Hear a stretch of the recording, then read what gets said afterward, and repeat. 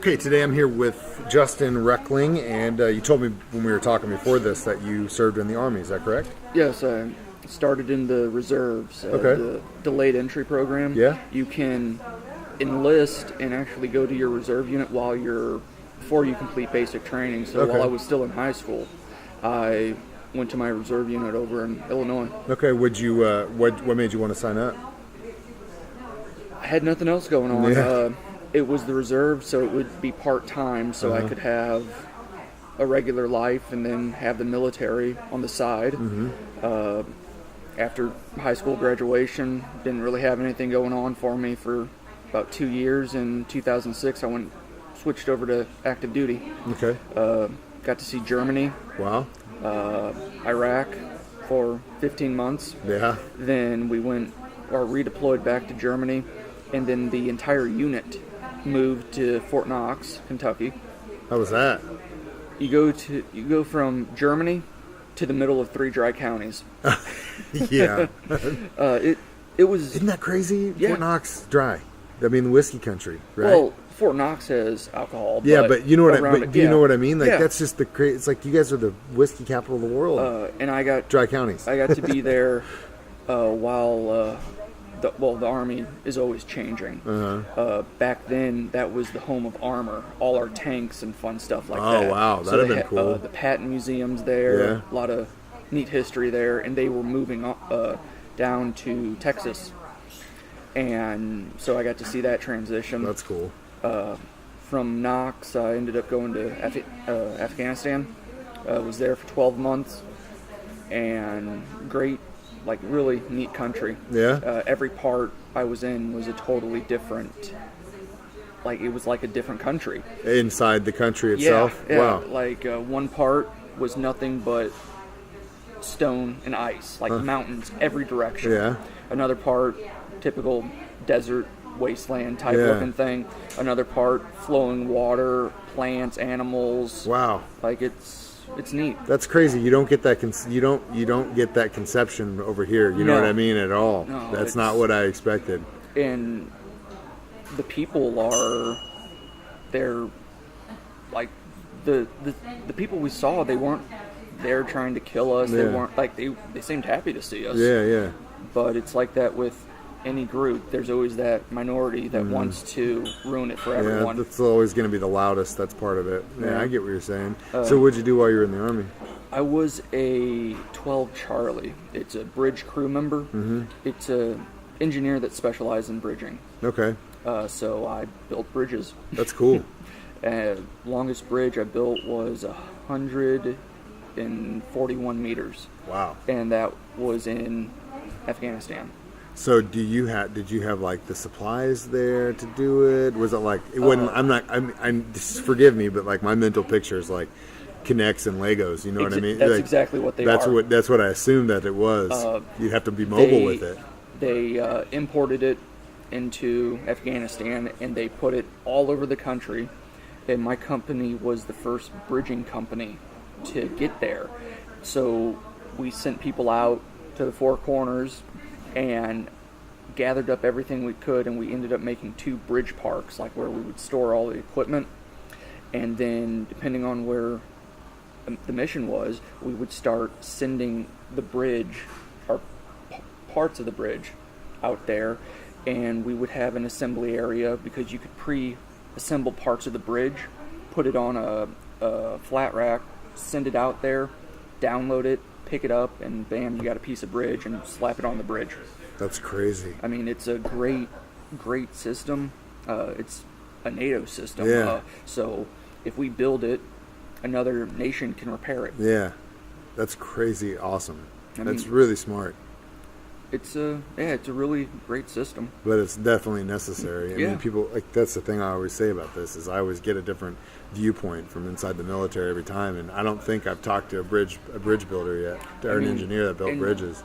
Just from what I saw in the military, someone else probably had a total different experience. I only saw a narrow piece of it. Yeah. But I mean, we all have our different experiences. Yeah, some it's good, life. some bad. Yeah, totally. Tell me about how long were you in Germany for? Not very long. Not long enough? Not long enough. I got there in the spring of 06, and by fall of 06, I was in Iraq. Yeah, okay. I spent my 21st birthday in Kuwait waiting to go to Iraq. Oh, wow. But I was already in Germany, so I made up for it. Yeah, I'm sure. Yeah, I'm sure. And then once we came back to Germany, we were there for late winter, early spring of 08, and then we left. Yeah, you came So back. I didn't really get to experience as much as I should have. Hung out with the wrong people. They never did anything. Yeah, they were shut-ins. That sucks. Yeah, and so I've talked to guys, especially in like the 80s, that went over there, and they'd be like, "We just rent a car, dude, and go." Yep. And experience it, because that was just like the country. They described. You described Afghanistan being a beautiful country. They say Germany's the same. Yeah. It's an old country. I mean, the history. Like in the States, they have Renaissance fairs and stuff like that. Yeah. The ones in Germany, they have an actual castle. Yeah, that's awesome. So that's the real deal. Yeah, that's the real deal. That's really cool. Fort Knox. When I think of Fort Knox, I always think of which one was it? It was Goldfinger. Yep. Yeah, Goldfinger. Because like I always think of that scene, the airplanes getting in the sleeping gas and all that stuff. But that's really cool. Was it? I bet it's completely different than it was in my head. The where all the gold is, the depository. Mm-hmm. You can't see it at night. They have lights all the way around it they are so bright you cannot see the building. Wow. But there's like a sign, no photographs, stuff like that. Yeah. But you drive past it through one of the gates all the time, and it's like, hey, there it is. No one knows what's inside. Yeah. Wouldn't it be crazy if it's just like a empty room? Well, the museum on Post had a history about it. Like during World War II, a lot of important artifacts, relics were stored there. Yeah. Although after Knox, I ended up coming to Fort Leonard Wood. That's where I had basic training, AIT. Yeah. So I was stationed there at a desk. I did this thing called EBOLIC. It's a engineer basic officer leader course. I was doing paperwork for basically all my future bosses. Yeah. And it wasn't very encouraging. Yeah. Because the lieutenants are basically privates, but with more authority and a lot more pay. Yeah. And then I had a sergeant major that worked some magic and got me stationed down at a training site for my MOS, so I got to see the next, I guess, generation of 12 Charlies and try to give them good advice and stuff. That's cool. That's cool. Your boss did that for you. I'm sure that was it was great. Yeah. From there, I received orders to Fort Bliss down in El Paso. Yeah. And that was pretty much the end of my career. Yeah. How long were you down there for? About 2 years. Yeah. Did you like it? No. No. No. Not a big fan of Texas? It's not Texas. It was the leadership. Okay. When I got to my unit, my drill sergeant was my first sergeant. So it was a very small world. Yeah. It was neat though. Yeah. I mean, the base, unbelievable. It has this thing they call Freedom Crossings, and it's like a strip mall they built there, and it's the only thing, like the only one in the military right now. I mean, the training areas are endless because it's just desert. Yeah.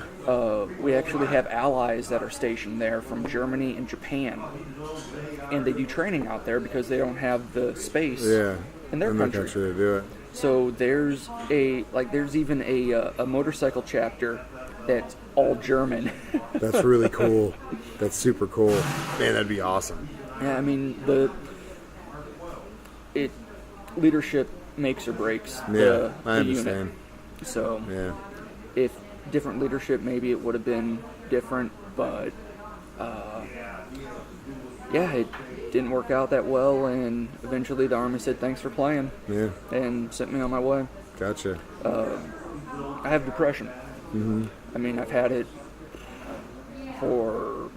since I think middle school, high school, and when I joined, it was when they needed everybody.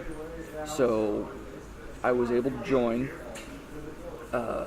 and then I was able to get my medication. Everything's fine, but things just got worse, and the Army medically retired me. Yeah. I mean, I'm considered a disabled veteran, and yet I'm 31. Yeah. Still got all my toes, fingers. I'm not blind. I'm not deaf. Yeah. But I'm considered disabled. Yeah. But I don't know. I'm glad to be out. I'm sure it's a pro and con. I'm sure it's a pro and con situation. Yeah. I'm getting that feeling. Well, it seems like you got out of it though, a lot out of it. Yeah. Yeah. I mean, when I was deployed, I wasn't. Well, I was in another country where people wanted to kill me, but I wasn't in harm's way. It's like I was, in a sense, safe. I mean, you felt protected. There were security elements around me. Yeah. Like we had outer security, inner security. Yeah. So, I mean, I was probably safer over there than I am in some neighborhoods in the U.S. Because at least there I had a body armor and a vehicle that was armored. That's cool. Well, thank you very much for your service, and it was great meeting you and having lunch with you today. Me too. Thanks for lunch.